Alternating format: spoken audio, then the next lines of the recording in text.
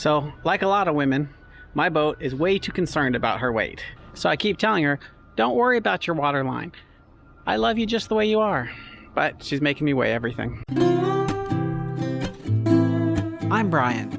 Join the adventures as I share what I learned restoring a hurricane-damaged catamaran with the dream to sail the world. This is the scale that I put together for testing composite parts, but I might as well give it a try for weighing some of the stuff, because I'm going to start weighing stuff that I take in and take out to make sure we're not going to change her water line. We'll call it 38 pounds for this composite board. So we'll see how that compares to the plywood. That's about the same heaviness. I want to try to use this for some of the non-structural stuff that had plywood in it. Check this out. It's a bigger disaster than ever. And this is after I cleaned it out. So all that stuff, all that wood I took out, yeah, that came from here. So I couldn't even walk through here anymore. I still can't walk without stepping on stuff, so let's keep cleaning it up.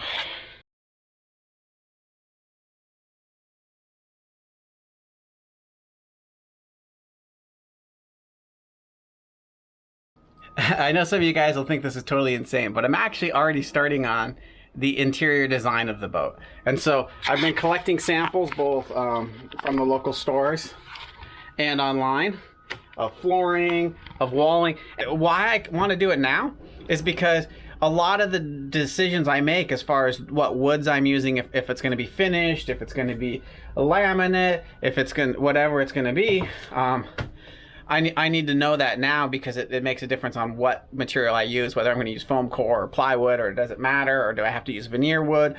This is my current favorites, so I'm going to laminate the bulkhead with the white, and then this bottom color will be the floor, which seems to coordinate pretty good with the cherry. And the other colors, it's just got just the right tone. And of course it's hard to see this on the camera, especially because there's not that great of lighting in here. Then for this lower area down here, and probably down there, I think I'm going to do this here, and I'll keep the cherry trim because that looks nice and that's easy to refinish. Still no final decisions on any of this. It takes me a long time to figure out, and I might go through a few more samples.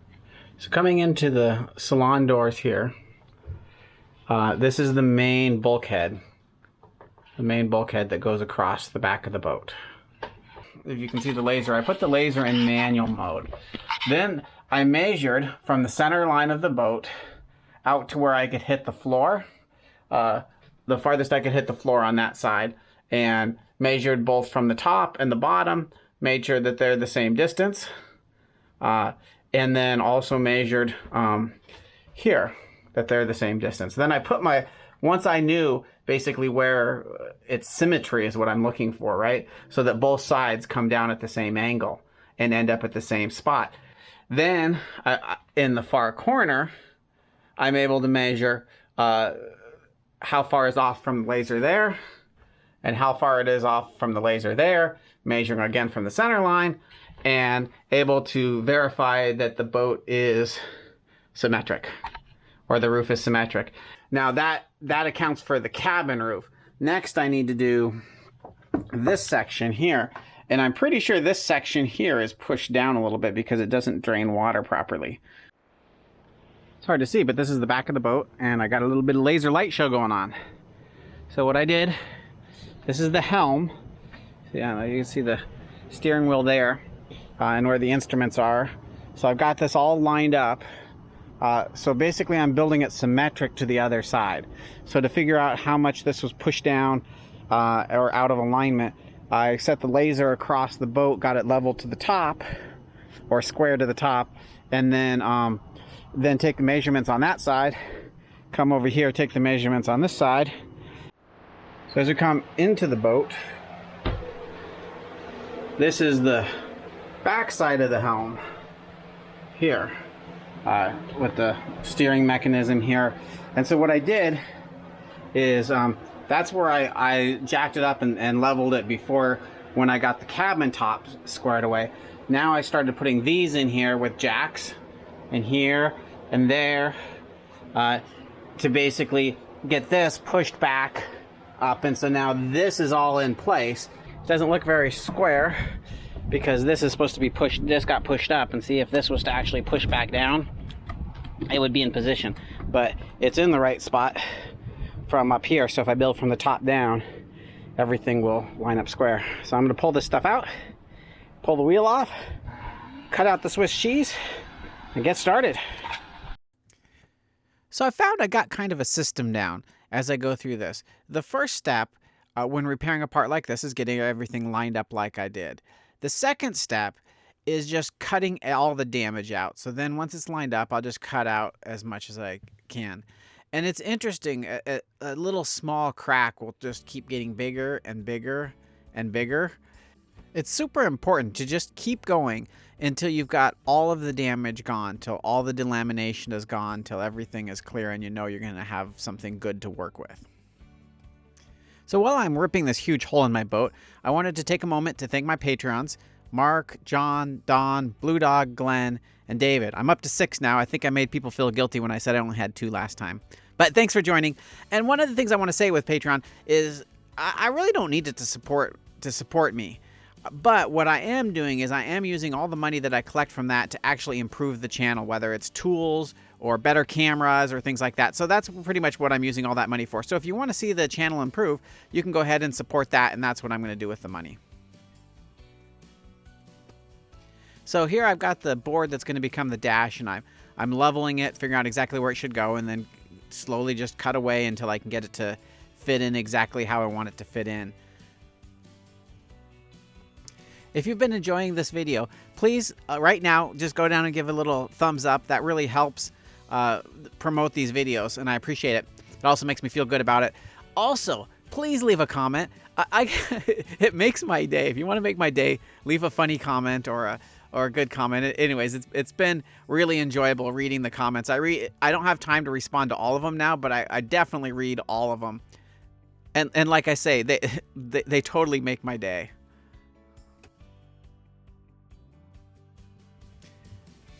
So lining things up like this could be quite tedious and take a long time.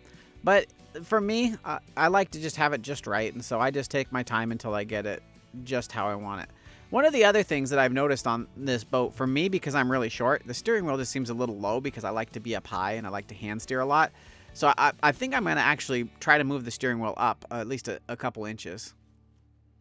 If Expedition Evans can make a ton of grinding videos and get lots of views, well, I can't too. Okay, maybe not because I'm not as good looking. But, or young. I'm not as young and good looking. But here's what I'm working on now. I got this whole thing ground out. And ready to start putting new pieces in. I got to replace the foam core here. And then, of course, use the plastic for where the gauges are going to go. Because then it won't rot, and that plastic takes screws really well. So, here we go. Here I am making paper templates again, and paper templates don't work that well. It's much better to use something clear plastic so you can see through it, and someone left a comment saying that. And yeah, I know that, but paper is what I have. But I did order a giant roll of plastic templating material, and that's what I'm using to template the whole side of the boat to fix that other piece, and so you'll see that. So the same process goes. I just got to grind it all out and cut it out and then glue the foam in. It's just kind of more of the same tedious process to try to get it to just fit right perfect in, and so everything will line up. So in the rest of this video, I'm going to show how I specifically mix the bonding putty for gluing the foam in. And then at the end, stay tuned. I'm going to show you some preview of what I'm currently working on the boat, so you'll know what's coming up in future episodes. Thank you much. So now I'm ready to glue the foam in, and I need to make a mix to fill in the gaps between the foam. And so it's important that it's a structural putty because it needs to be strong, at least as strong as the foam. Now, it doesn't matter so much in compression or tension, but it's in shear, which is trying to slide it sideways. And so we'll just mix up a good solid foam.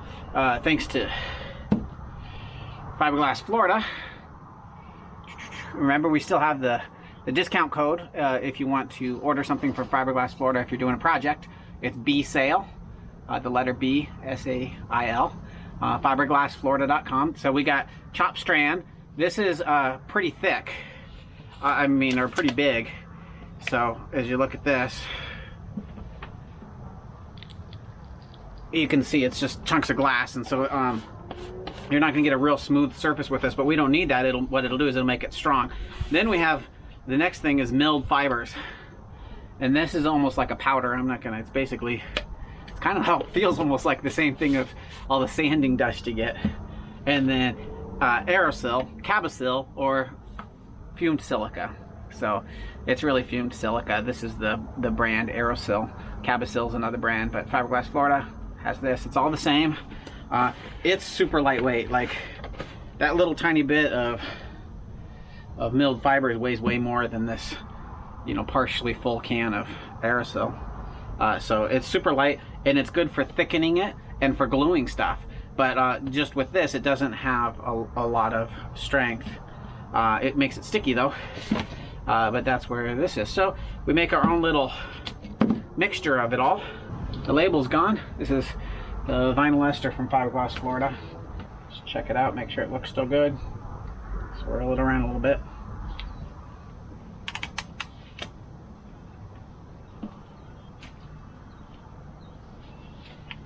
So there's 100 grams. It's going to get a lot more volume once we start adding our stuff in it.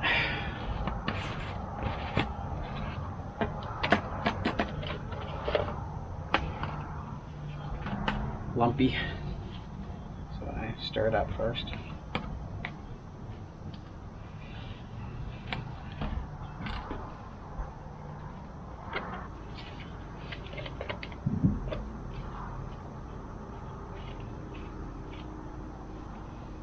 Okay, now let's add some of our chopped strand in there, and this will make it, because I've got pretty big gaps in there that I want to fill, so I'm going to put fair amount of this in there. This will make it super strong.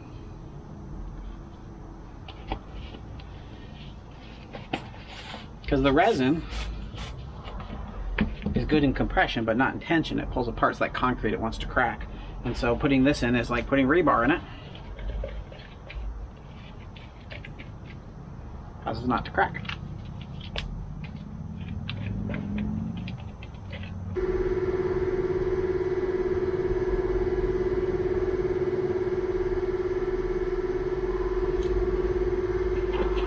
It's not real scientific.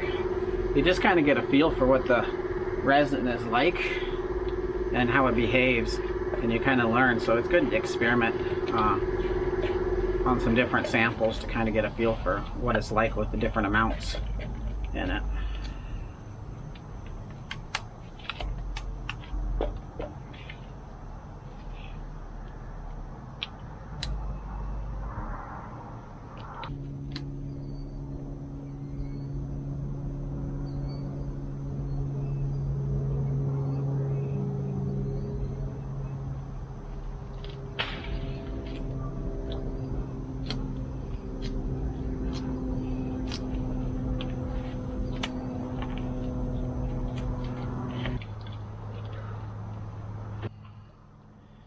There we go. That's a consistency I like for doing this.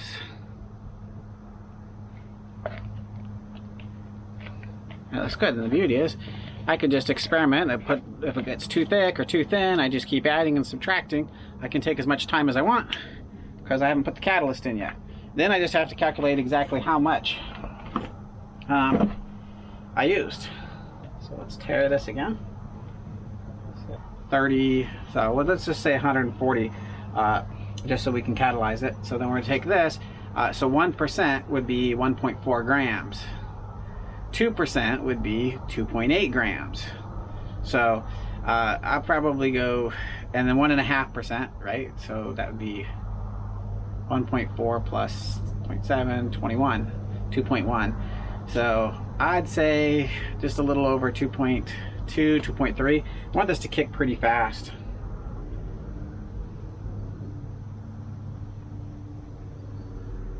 It's going to be close enough.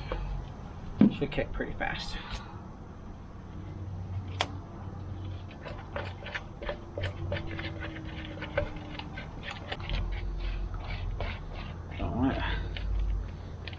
matched up super good. Make sure you scrape the can.